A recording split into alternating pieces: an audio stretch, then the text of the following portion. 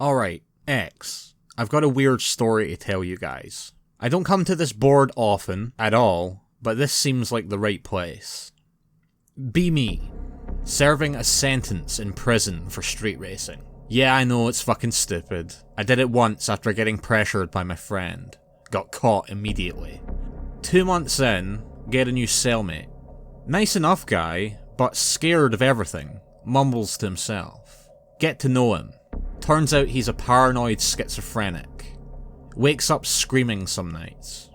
Tells me about his delusions. He knows he's fucked up. Except them, man. I know they're not delusions. I'm not fucking crazy. I see those eyes every time I close my eyes. I'm never gonna unsee that red light. Starts rambling about how they come for him at night, and he got himself into prison to stay safe. Won't tell me what he did to get locked up.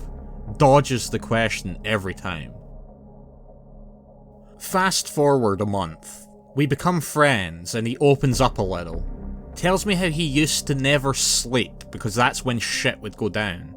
When he would start to doze off, his body would start to feel really heavy and he'd get a vibrating sensation in his limbs.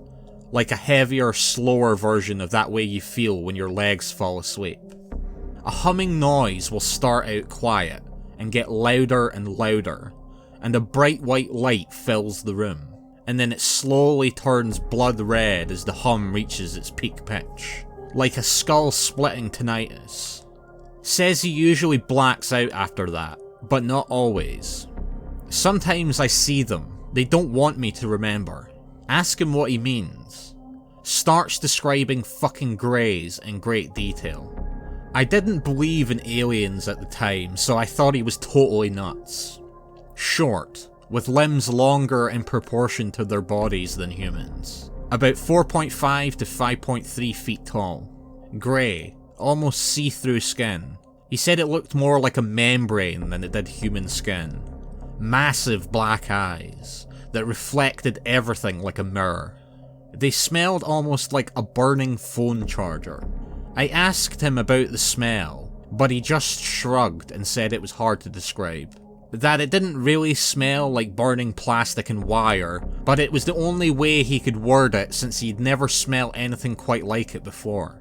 Says he's getting uncomfortable, that talking about them for too long makes him anxious, so he goes to sleep. Next day we had art therapy. Fucking stupid, right? And he gets all twitchy and starts drawing creepy shit. We start art therapy. Basically we do it to let out our feelings, because it's supposed to help people be less violent or something. I don't really know. I just start doodling. I'm usually a pretty chill guy, and I didn't really have anything on my mind. Danny, my cellmate, seems to enjoy these sessions for the most part, even though he's not very good. This time it's different. Super anxious. Says he was up nearly all night, even though I was up late and didn't hear him make a sound. Keeps scratching his neck obsessively, constantly chewing on his forefinger. Looks on the verge of some sort of panic attack. Therapist tells him to try and draw what's upsetting him. Stares at the paper and charcoal for like half the fucking session, and then starts feverishly drawing. Fills the entire page with shades of red. Can barely make anything else out. Looks vaguely like a bedroom. Can see a blurry doorway. What looks like a bed, maybe a dresser. It's all messy. You can see 3 figures near the bed, blurry except for the eyes. Huge pitch black almond shaped eyes. They're surrounding the bed, with a staticky stick figure, Danny, in it, screaming. Therapist asks him to tell him what it is, and he just mumbles about a nightmare. Ask Danny about the art later. Tells me it's usually what happens when he sees the greys. But his therapist tells him it's a nightmare or sleep paralysis. Nightmares don't leave marks. He turns around and shows me the base of his neck. There's a faded scar, small, perfect circle with a triangle of 3 dots in the middle. What the fuck? He says he's woken up after nightmares with bruises in strange places on his body, other triangles made from dots. Therapist claimed it was just him self-harming in his sleep, or sleepwalking. Bullshit.jpg. It's time for lockup. Don't feel like sleeping, so I get in bed to read. On the first page of a new book, when suddenly Danny sits up freaking the fuck out and yelling, "Dude, what?" I ask him what the fuck happened. He said they came for him and took him away. Now I know he's fucking nuts. Tells me to look at the time. There's a clock you can see from outside our cell. It's fucking 4 hours since lockup time. I was reading the same page that I started on 4 hours ago. There was no way I fell asleep or anything. That was one of the creepiest things to ever happen to me. Danny said losing time is common, but that he didn't see me on board. Why the fuck would I lose time too? Get really freaked out. Don't want to believe him. Get checked out by the prison doc and psych just in case I'm losing my shit, but they say I'm fine. Get cleared, so I just pass it off as dozing off while reading and not realising it. Couple weeks go by as normal. Going to the yard, art therapy once a week, go to the library, etc. Prison starts letting inmates have chalk in their cells, so they can draw or write or whatever and it can't be used as a weapon. Danny starts drawing the faces of the Greys again, and drawing odd lined symbols that are like dots with lines, kinda like constellations. This is near the end of my stay. Think it was within the last month or two. Been waking up with headaches, nosebleeds some days. Not exactly strange, they can be side effects of the allergy meds I take. Look forward to getting out. Danny still has a while to go. Still don't know what it was for or how long. We stay up late one night drinking shitty prison wine. The idiot who gave it to us fucked it up, and it tasted like vinegar and piss, but it got us fucked up. Drink till we're on the verge of passing out, when suddenly Danny freaks out. Shit, fuck, do you hear that? Anon, please tell me you don't hear that. It's the humming noise he mentioned. Oh fuck. The noise gets louder and louder, and a higher whine can be heard over it, and Danny is pounding on the jail cell door, screaming for help. No one comes. No prisoner tells us to shut the fuck up. No guard comes to slam their baton into the bars. What the fuck is happening? A bright, pulsating white light is filling the prison, searing my eyes. Suddenly turns blood red and everything goes dead quiet. So quiet you can hear the blood rushing in your ears. I try to hide under my bed. Can't move. It's like I'm made of lead. My body is buzzing like it's made of fucking bees. Start to panic. Want to scream for help. Ask Danny if he's okay, but I can't even open my mouth. Get the sudden feeling of being watched. In the glow of the red light, I can see shadows on the wall. Shadows start moving around. Suddenly I feel a sharp pain in my head, and get a mental image of myself frozen in the cell, with Danny a few feet behind me. It was like someone put a camera in the cell and I was watching. Image was gone, but I could sense something was next to me. Everything goes cold, and the vibrating gets worse and more violent, almost as if the cells in my body were being thrown around. I can feel myself being lifted off the ground. Close my eyes, and even though I'm not religious, I start to pray. What else am I going to do? To anything that'll listen. The red light is seared into my retinas. I'm screaming inside, but nothing comes out. Suddenly, I'm in a room. It's steel-coloured with no light source, but evenly lit to the point of no shadow. The next thing I see is the eyes Danny mentioned. They were fucking horrible. Massive eyes that took up like a quarter of the face. Almond-shaped and slanted like 45 degrees. It was pitch black. I could see my own terrified reflection in them. Those massive wet black voids reflected every inch of terror in my face. Those things didn't look remotely human. No drawing or Photoshop or mask has come close to how awful those things were. The waxy, membrane-like skin almost pulsated. Images flashed through my head. Me and Danny, the aliens, the prison, pictures of planets, organs, stars. It gave me a massive headache. I don't know what it was trying to do. Suddenly, I'm in the prison hospital.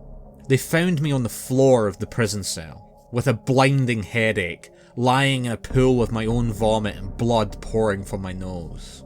They found Danny huddled in the corner sobbing, shit in his pants, covered in scratches and bruises. Doctors and guards questioned me. They thought we were fighting, even though no one saw or heard anything. Anything at all. No one heard our screaming, the lights, the humming sound. How the fuck? Told them that we got drunk, but didn't fight or anything. I had no idea what happened to Danny. They released me in time for dinner. Head still pounding and my whole body aches, especially my neck. IV helped, but I wanted to get actual food into my body. Danny wasn't in the cafeteria. Didn't see him for another 3 days. Danny tells me they questioned him, asking why I attacked him. He says the wounds were self-inflicted, that he had a nightmare and he clawed and hit himself in his sleep. They kept him under observation to make sure he didn't try and hang himself or something. Neither of us want to talk about what happened that night. All he asked was, "You saw them too, didn't you?" I nodded. You know that they're not going to let you go now, right? Once they set their eyes on you, you're in their sight for life. Obviously creeped the fuck out. Neither of us sleep well for the next few weeks. Nothing major happens until a few nights before I'm out. Mostly headaches and nosebleeds. Go to sleep. Wake up in the middle of the night to the humming noise and bright red light. Please God, no. Not again. I can't take this again. The humming died down and the light fades away. I breathe a sigh of relief. I realised it was probably just sleep paralysis. Used to happen to me as a kid, but I'd just see the old hag. Fall back asleep. Wake up to the sounds of guards yelling at me and slamming open the door. They tell me to get up and spread up against the wall, hands up. What the fuck is going on? Start barraging me with questions. Where did Danny go? How did he get out? Did you help him? What? .jpg? Keep telling them that I didn't do anything and know nothing. They bring me to a room to interrogate me more. After a few hours of the same shit, they let me go. Talk to some other inmates who are in my cell block. They didn't see anything either. A guard who was friendly told me the cameras caught nothing either. It's like Danny up and vanished. Have you seen images that look like the things that you saw? Like, exactly what you saw that night? Have you got any marks on your body now? Are you still in touch with Danny? Has it happened again since? Post their pictures and letters, Michael. Sorta. A lot of drawings and pop culture shit capture the general gist of them. Eyes, stature, head shape, etc. But seeing one in real life is more horrifying than you can imagine. Something about their presence is just wrong. Like they don't belong. Like they shouldn't exist. Kinda like in a Lovecraft way, minus the going mad when you see them. Even if you don't see one, if one is around you, you will know. You won't just have a feeling of being watched. It's like your body reacts to just being near this thing that shouldn't exist. I don't have any bruises or injection sites like Danny does. I have had bruises in the past, but nothing recently. I still talk to Danny on occasion. I'll get to that. And yes, I have had experiences since getting out. I'll look for the letters and art for you. Danny was gone for 3 days. Cops put out an APB for him, thinking he escaped. On the last day, some convicts found him in the rec yard. his foot somehow pinched in between the weights that were already on the bar. He had to go to the prison hospital for dehydration and some broken ribs, as I found out later. They never found him on footage on any camera, so there was an investigation to see if there was a cop trying to get inmates out. Dunno if anything ever came of that, but I know for a fact this wasn't the cops. There's no way he would vanish without a trace, then reappear, clipped through fucking metal. I never got to see Danny again. I left the day after he came back. He wrote me a few weeks after I left, telling me the night he vanished he saw the red lights again, and he hoped it would be the last either of us did. But we both kept seeing them. I don't have it happen often, but Danny probably does. Looking for his letters now, he had a few stories. OP delivers. We'll post close-ups of the drawings. He's not an artist, obviously, but they creep me the fuck out.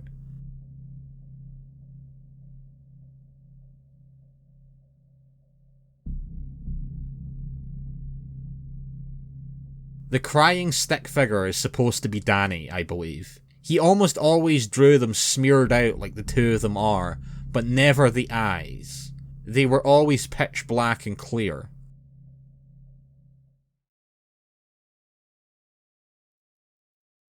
Hey Anon, hope you're doing well. I'm sure not. They talking about sending me to the psych ward now. They think I'm crazy.